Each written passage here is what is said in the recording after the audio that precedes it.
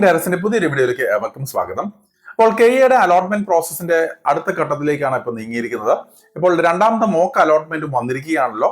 അപ്പോൾ 27-ാം തീയതിക്കുള്ളിൽ തന്നെ ഇനി എന്തെങ്കിലും റീഅറേഞ്ച്മെന്റ്സ് ചെയ്യണമെന്നുണ്ടെങ്കിൽ ഈ ഒരു സമയത്ത് ചെയ്യാൻ സാധിക്കുന്നതാണ്. അത് കഴിഞ്ഞതിന് ശേഷമാണ് മെയിൻ അലോട്ട്മെന്റുകൾ കെയിലും ഉണ്ടാവുക. അപ്പോൾ കർണാടകയിലാണെങ്കിൽ മിക്കവാറും എല്ലാ കോളേജുകളിലും അഡ്മിഷൻ പ്രോസസ്സുകൾ തകൃതിയായിട്ട് നടന്നുകൊണ്ടിരിക്കുകയാണ്. ഇപ്പോൾ കേരളത്തിലെ അലോട്ട്മെന്റ് പ്രോസസ്സുകൾ നടക്കുന്ന മുറയ്ക്ക് തന്നെ കർണാടകയിലും മിക്കവാറും വരുന്ന കോളേജുകളിലേക്കൊക്കെ സീറ്റ് ഫില്ലിങ് നടക്കുന്നുണ്ട്. കാരണം കേരളത്തിലാണെങ്കിലും അത്യാവശ്യം നല്ല മാർക്കിൽ തന്നെയാണ് ഇപ്പോഴും നിലവിൽ കുട്ടികൾ അഡ്മിഷൻസ് നടന്നുകൊണ്ടിരിക്കുന്നത്.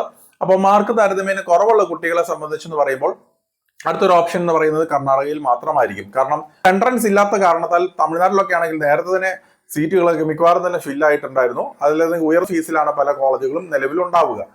അതേസമയം കർണാടകയിലാണെങ്കിലും വിവിധ ഫീസ് റേഞ്ചുകളിൽ അംഗീകാരമുള്ള കോളേജുകൾ അവൈലബിൾ ആണ്. അപ്പോൾ 6.5 ലക്ഷം രൂപ തൊട്ട് ഭക്ഷണം താമസപ്പെടെ തീരുന്ന കോളേജുകൾ പോലും കർണാടകയിൽ നിലവിൽ അവൈലബിൾ ആണ്. അപ്പോൾ ഈ പറയുന്ന പോലെ അംഗീകാരമുള്ള നിരവധി കോളേജുകൾ കർണാടകയിലും അവൈലബിൾ ആണെന്നുകൊണ്ട് മനസ്സിലാക്കുക.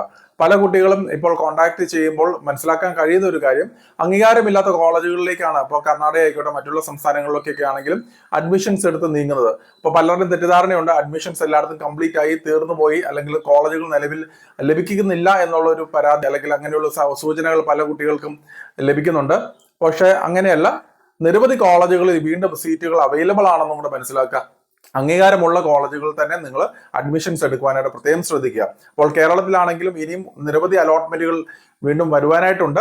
അപ്പോൾ നിങ്ങൾ പ്രത്യേകം ശ്രദ്ധിക്കുക. ഇപ്പോൾ കർണാടക എക്സാമിനേഷൻ എഴുതിയ കുട്ടികളാണെന്നുണ്ടെങ്കിൽ റീഅറേഞ്ച്മെന്റ് ഉള്ള പോസിബിലിറ്റി 27-ാം തീയതി വരെ മാത്രമായിരിക്കും. എന്ത് തന്നെയായാലും ഈ മാസം അവസാനം അല്ലെങ്കിൽ സെപ്റ്റംബർ 1st വീക്കോടുകൂടി തന്നെ മെയിൻ അലോട്ട്മെന്റുകൾ വന്നു തുടങ്ങും. അതിന് ശേഷമായിരിക്കും കോളേജുകൾ റിപ്പോർട്ടിംഗ് ഉണ്ടാവുക.